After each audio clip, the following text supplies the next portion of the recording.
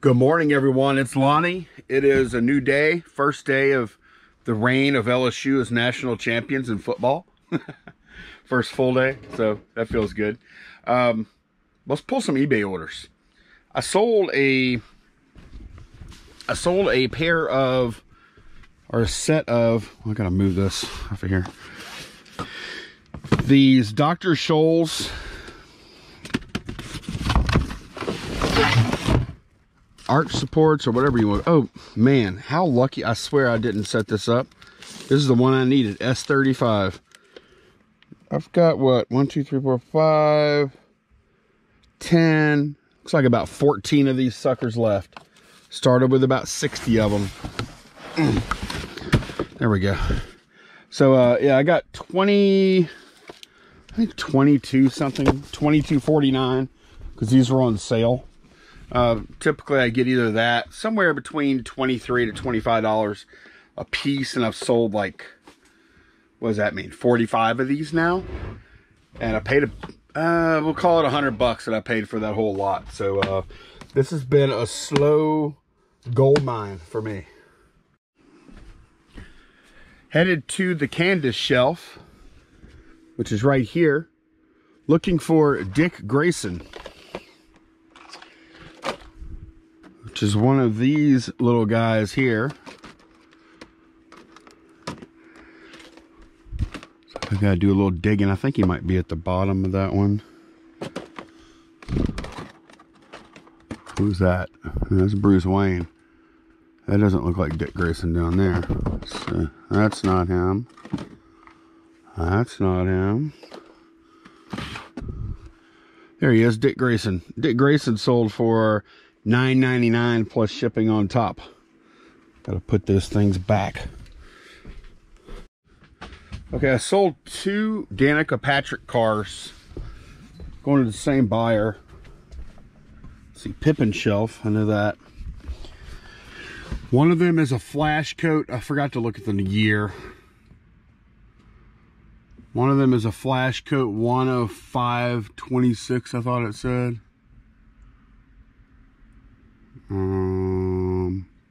There's this one right here. What is flash coat? Not real sure, but that's what it is. That's what sold. So this one sold. I think this one may have been, was this one autographed? I can't remember. Anyway, I sold it for $39.99 plus shipping. Yeah, it says autographed, so let me pull it out and make sure. What I have been doing too is I open these up, and I open up I take this top off, and then I'll put like a piece of foam across like this. And yeah, look, it's autographed right here. Signature looks legit, although I don't think it even says anything about it, like on the label in the box. I think it's legit. But yeah, sold it for $39.99 plus shipping on top. I put a piece of foam right across here, and then I put that back to make sure it's like real stable. Okay, then the other one they got was same shelf. It's another flash coat, but it's just not autographed. It's one of 357, so it's this one. This one right here. These things are actually moving along pretty well. I'm happy. And didn't expect them all sell overnight. I know this NASCAR stuff isn't like that. Yeah, I got $39.99 for this one as well. So a total of $80 for this order going to Canada. And yeah, this one actually has this, but I'm still going to, I'll just tear. I get this foam in rolls at Sam's, it's real thin. It comes in a big roll for like, it's cheap. It's like less than 10 bucks, I think. And it's good to have around for stuff like this. Okay, I need to check my other account, but I think the last order I'm pulling is this right here. Mariano Rivera, 500 save inscription on this one too. Pretty cool. This is going out to John. John, thank you very much. Hope you love the photo. And I got $2.49 plus shipping on top. So very good sale. Really cool piece too. It's got a beautiful signature on it. Really does. Well, this is funny. I'm looking at my my second account right now, and I've been asked something about feedback the other day, and I mentioned that video game buyers a lot of times are young and they don't really care about leaving feedback. Well, look at this feedback I got on my second account. Great item. Note, I am young and leaving feedback. So thank you for the feedback. I do appreciate it. All right, it is nighttime now, and I'm settling down with a bottle of water and watching some press conferences and whatnot from after the national championship. Still basking in the glory. It's been pretty awesome. Feels good. But wanted to cover a few questions here, so let's get started. Here's a really interesting question from Mike Camillo. When you go to garage sales, how do you react to people when you ask for a price of an item and the person says it's selling on eBay, for example, $30, so I'll do $25 to save you from fees? Do you just stay away and move on to the next, or tell them, why don't you sell it on eBay then? I typically, when I see that kind of thing going on, I like to negotiate a lot, and I like to talk to people and, you know, dicker around about the price and stuff like that. But when they do that, unless I think I can bundle or something, and sometimes you can, then I'll usually just like move on about my business and find a softer target because they are a hard target at that point. They're well informed. They're starting at a price that is like way too high. I don't think you'll ever get to a good point with them usually, and that's not to say you never will. And a lot of times later in the day, they've been doing that same song and dance over and over to a bunch of different people. They may be more they may be more willing to talk about some reasonable numbers. But one thing I don't try to do, the last part, why don't you sell on eBay then? I don't try and educate them because at that point it's just going to become combative. You know, like, do you know how much work you have to do to list this stuff and ship it out and then you get returns and blah? They don't want to hear that. You know, all that's going to do is it's just going to be an argument, or you're training another, like, what do you really want to happen at that point? You want to train another eBay seller? You know, they'll train themselves at the end of the day when they see none of the stuff sold. They'll know. They'll know they priced it wrong. So I don't go in, like, I go into these situations trying to get a good deal, not trying to start a conflict. All right, Groundhog Day 66. Why don't you order free thermal labels from UPS? Good quality and free. And then love your videos, etc., etc. Thank you very much for the kind words. I appreciate it.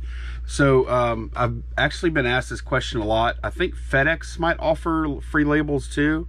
I don't know if they offer free thermal labels or not. I'm not even sure that UPS labels are compatible with the printer I have, which isn't the reason I don't get them. I ship, if I had to put a number on it, I'd probably say 95%. Usually 95% of my shipments are via USPS and not UPS. I do quite a few UPS shipments too, but not that many compared to USPS. So if I got the free labels from UPS, I would mostly be using them for USPS shipments.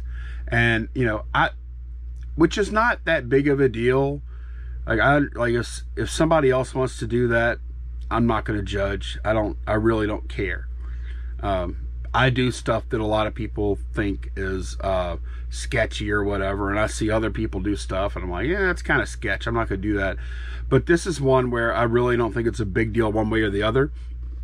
I would compare it to, hey Lonnie, why do y'all buy bottles of ketchup when you could just go to McDonald's and grab handfuls of ketchup packs? You use that instead. It'd be free. You know, it's like, well, yeah, you could, but is it right? And is it convenient? You know, I don't know. Not a big deal. I just choose not to, and the labels I buy are really cheap anyways. I think maybe a penny a piece or something. They have almost no impact on expenses. So I just choose not to. Here's a good comment from Benji regarding organization of inventory. Have you considered putting like objects on different shelves? I found that when I separate similar things, like two NASCARs, like I have all those boxes of NASCARs that look very similar, I spend less time searching for the unique item rather than them all being together. Also, why do you not use totes on your shelves? Do you save more space in your setup? And then they give their eBay store. First, your first point I think is a really good one. Like, it doesn't make a whole lot of sense putting all the NASCAR in one place if every time I go to pull a NASCAR, I have to differentiate like which one is which. So I like that idea. Like, why not put two on one shelf, two on another shelf, two on another shelf? I think that's doable. The tote thing, why do you not use totes on your shelves? I don't see a benefit to totes unless you have like a lot of small things where it'll fall through the shelf or you can't stack it very high or something like that. I just don't see the benefit to totes, really. I guess if you had a super dusty environment, like maybe you would want to protect it. Or if you had like a lot of swinging temperature changes or moisture changes, you might be able to protect it somewhat from that, you know, from weather conditions inside of your storage, I guess. Or from if you have like rodents or insects or things like that. I don't have those concerns here. I keep this air conditioned. I keep it fairly stable. And I find that not having the stuff in totes allows me to pull the stuff a lot faster. And if I get odd shaped stuff, then it's you know, it's easier to store. Like I can find nooks and crannies on the shelves. Yeah, that's the way I look at it anyways. I could see why you want totes, like if you were storing clothing, because like bags of clothing sitting on shelves, they didn't just like fall on all over the place and stuff. But I don't really see the need for totes in here, except for in some, you know, a few circumstances. A good question from Kyle Capaci. I'm not exactly sure how to say your last name, Kyle. I'll just call you Kyle. Hi, Kyle. I'm not new to eBay, but I'm trying to put an actual effort to resell for extra money. I'm limited to 50 free buy it nows a month. Should I pay for more listings or wait until next month for the free listings?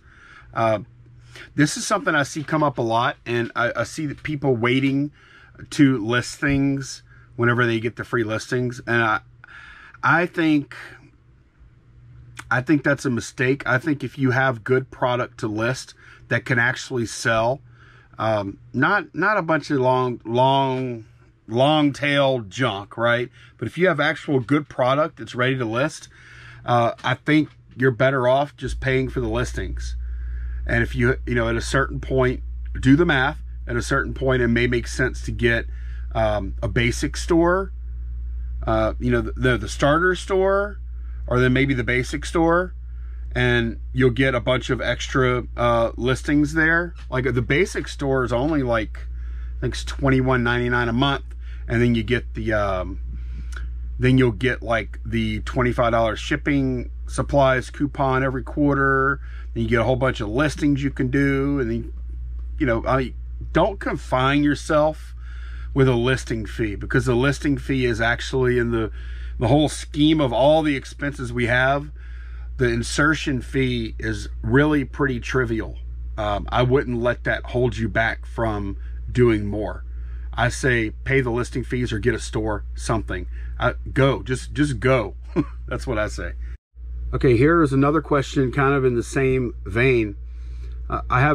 This is from Rich. I have a basic store, 200 to 500 active listings, so my free listing quantities per month are somewhat limited. You said your welder item was on for 625 days, so I assume that cost you approximately an additional $8 or so in relisting fees. Unless you have so many monthly listings, it fits within your free quantity every time the 30 days is up. If this is so, is this just part of the cost of doing business you're willing to accept? I guess my sales aren't at a level where I want, and then the comment cuts off there. Yeah, I mean, like if you were if I was like actually paying for the listings, then, you know, like per listing, was it 30, like if you don't have a store or anything, isn't like 35 cents? Then it could be more than that, huh? If it was 35 cents per month, then it could actually be like, yeah, right around $8, like you say. But yeah, like, actually, once you get up to the, I believe once you get to the premium store, the listing, like if you go over your, max listings for the premium store, which is 1,000, then additional listings are, I think they're 10 cents. Let me look. eBay store levels. Okay, yes. If you have a premium store, you get 1,000 free fixed price listings, and then 10 cents per listing above that level. That's why it's really hard, unless there's other considerations, it's really hard for people to make the jump from premium to anchor, because the math, it's hard to make that math work out unless you just have like a crazy number of items. But yeah, it's only 10 cents per listing if you have the premium store, quarter per listing if you have the basic store.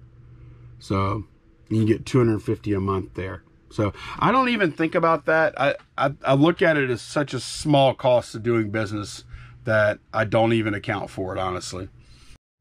Okay, here's a question from Panzer1511. Have you ever been to the UK? And I'm gonna seem really ignorant here, but I'm not 100% sure. I don't think I have. I know that Northern Ireland is in the UK, and I actually was on a flight, a military flight, and we had a layover for about 3 hours in Shannon, Ireland. And I don't think that's part of the UK, but I think it's close. So I was in Ireland for 3 hours, but other than that, no, I've never been to the UK, but I really do want to go. All right, that is going to be it for tonight. Thank y'all so much for watching. I will see y'all again soon. Take care. Bye-bye.